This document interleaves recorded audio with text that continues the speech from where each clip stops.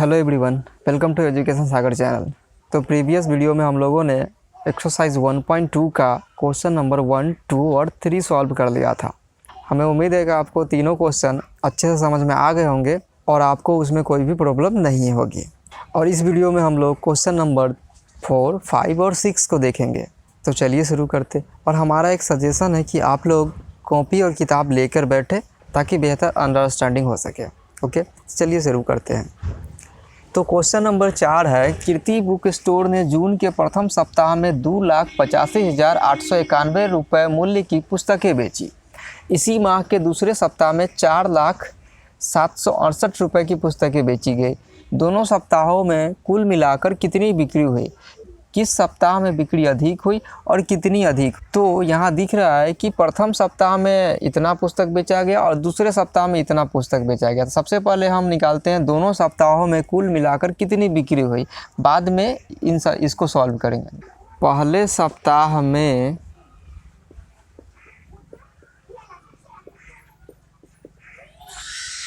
पुस्तक बिक्री हुई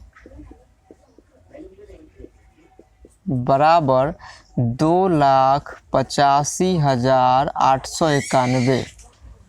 ओके, 2,85,891 रुपये की पुस्तक बेची गई पहले सप्ताह में, तथा दूसरे सप्ताह में पुस्तक बिक्री हुई बराबर 4,07,68 रुपये की।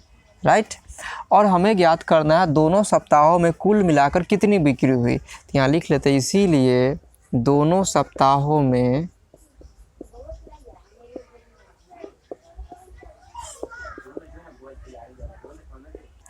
कुल मिलाकर बिक्री हुई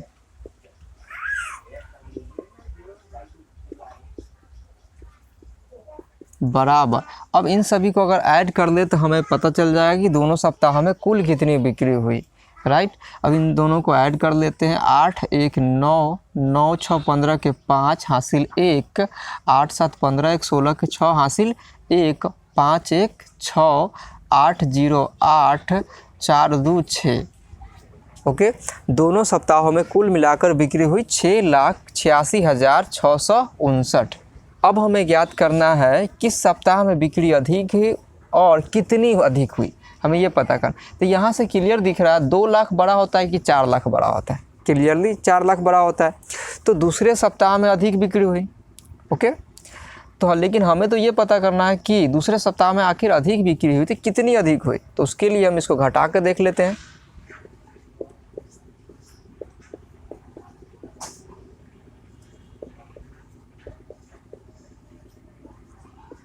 इसे घटा लेंगे हम तो हमें मिलेगा 8 में से 1 घटेगा तो हो जाएगा 7, 16 में से 9 घटेगा हो जाएगा 7, यहाँ हासिल लिए तो यहाँ घट जाएगा 6, फिर हासिल लेंगे हो जाएगा 16, 16 में से 8 घटेगा तो हो जाएगा 8, यहाँ हासिल लिए तो यहाँ घट जाएगा, लेकिन इसको भी इधर से हासिल लेना पड़ेगा तो हो जाएगा ये 9, 9 में से 5 घटेगा तो बनेगा 4, फिर यहाँ 9 हो जाएगा, 9 में से 8 घटेगा 1, यहाँ हासिल लिए तो यहाँ घट जाएगा 3, 3 में से 2 घटेगा 1। ओके, तो यहाँ मिल गया 1,14,877। इसका क्या मतलब हुआ कि दूसरे सप्ताह में जो बिक्री अधिक हुई, कितनी अधिक हुई? 1,14,877। तो इसी को हम लिख लेते हैं, इसीलिए दूसरे सप्ताह में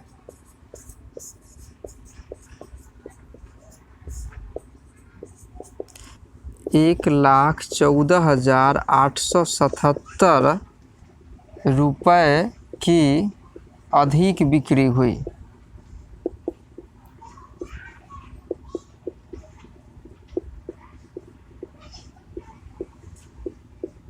ओके, तो इस प्रकार से हमने निकाल लिया कि दोनों सप्ताह में कुल मिलाकर कितनी बिक्री हुई। तो यहाँ देख सकते हैं इतनी बिक्री हुई। और दोनों सप्ताह में किस सप्ताह अधिक बिक्री हुई? तो यहाँ दिख रहा है कि दूसरे सप्ताह में हुई। तो यहाँ लिख दिए दूसरे सप्ताह में। और उसके आगे भी दिया गया है कि कितनी अधिक बिक्री हुई, तो उसके लिए हमने यहाँ घटा लिया था, जिससे हमें पता चल गया कि 1,14,877 रुपये की अधिक बिक्री हुई। ओके, तो इसे आप नोट कर लीजिए। चलते हैं नेक्स्ट सवाल 5 नंबर की तरफ। क्वेश्चन नंबर 5 है, अंकों 6, 2, 7, 4 और 3 में से प्रत्येक का केवल एक बार प्रयोग करते हुए बनाई जा सकने वाले सबसे बड़ी और सबसे छोटी संख्या लिखिए तथा उन संख्याओं का अंतर ज्ञात कीजिए। तो बनाते हैं इसे, लिखते हैं हल। इन सभी अंकों को मिलाकर सबसे बड़ी और सबसे छोटी संख्या लिखना है। तो सिंपल सी बात आप समझ लीजिए, सबसे बड़ा संख्या लिखने के लिए कहा जाए किसी अंक से मिला के, तो सबसे बड़ा अंक आप पहले लिखेंगे और सबसे छोटा संख्या बनाने के लिए कहा जाए तो सबसे छोटा अंक पहले लिखेंगे। ओके, तो चलिए यहाँ लिखते हैं 6, 2, 7, 4 और 3 से बनने वाली सबसे बड़ी संख्या, बनने वाली सबसे बड़ी संख्या। तो आपको क्या बताया है कि सबसे बड़ी संख्या लिखने के लिए सबसे बड़ा अंक आप पहले लिखेंगे। तो आप बता सकते हैं कि 6, 2, 7, 4 और 3 में सबसे बड़ा अंक कौन सा है? तो दिख रहा है 7 है, उसके बाद कौन सा है? 6 है, उसके बाद 4 है, तब 3 है, उसके बाद अंत में 2 है। ओके, 7, 6, 4, 3 और 2 फिर, ठीक। इसी प्रकार से 6, 2, 7, 4 और 3 से बनने वाली सबसे छोटी संख्या बराबर, सबसे छोटी संख्या लिखने के लिए सबसे छोटा अंक पहले लिखेंगे, ठीक। तो यहाँ देख सकते हैं 2 सबसे छोटा, फिर उससे बड़ा 3, उससे बड़ा 4, उससे बड़ा 6 और सबसे बड़ा हो गया 7, राइट। सवाल में कहा जा रहा था सबसे छोटी और सबसे बड़ी संख्या लिखिए तथा उन संख्याओं का अंतर भी ज्ञात कीजिए। तो अंतर का मतलब होता है घटाव, तो हम इसे घटा लेते हैं। तो यहाँ देख सकते हैं 2 है और यहाँ 7 है, तो हासिल लेना पड़ जाएगा, तो हो जाएगा 12, 12 में 7 घटेगा 5, यहाँ हासिल लिया था घट जाएगा तो बचेगा 2, हासिल लेंगे फिर इधर से तो हो जाएगा 12, 12 में से 6 घटेगा हो जाएगा 6, यहाँ हो जाएगा 3, फिर हासिल लेंगे 13, 13 में 4 घटेगा 9, यहाँ घट जाएगा तो बचेगा 5, 5 में से 3 घटेगा 2 और 7 में से 2 घटेगा तो हो जाएगा 5। तो इस प्रकार से हमने अंतर ज्ञात कर लिया 52,965। ओके, यहाँ भी कमा देना चाहे तो दे देते हैं। ओके, तो इस प्रकार से हमने 5 नंबर सवाल सॉल्व कर दिया। चलते हैं नेक्स्ट सवाल 6 नंबर की तरफ। तो 6 नंबर सवाल है, एक मशीन औसतन एक दिन में 2825 पेच बनाती है, तो जनवरी 2006 में उस मशीन ने कितने पेच बनाए? तो यहाँ देख सकते एक दिन में 2825 बनाता है, तो जनवरी 2006 की बात की जा रही है। तो जनवरी किसी भी साल का रहे 31 दिनों का होता है, तो एक दिन में 2825, तो 31 दिनों में कितना? 31 से गुना कर देंगे इसमें। यहाँ लिखेंगे चूँकि एक दिन में मशीन पेच बनाती है 2825, राइट। और हमें ज्ञात करना है जनवरी 2006 में, तो जनवरी में कितना दिन होता है बताएं हम? 31 दिन होता है। तो पहले हम निकाल लेते हैं 31 दिन में मशीन पेच बनाती है बराबर 2825 गुना 31। अब इससे 31 में हम गुना कर लेते हैं। अब इसको रफ में कर सकते हैं आप, 2825 से 31 में गुना। ओके,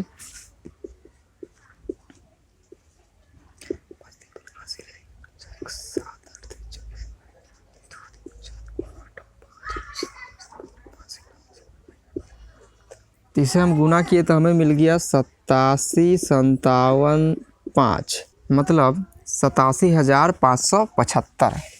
तो हम यहाँ लिख लेंगे, इसीलिए जो लास्ट लाइन लिखा गया जनवरी 2006 में उस मशीन ने कितने पेज बनाए, तो हम यही बात यहाँ लिख लेते हैं। जनवरी 2006 में उस मशीन ने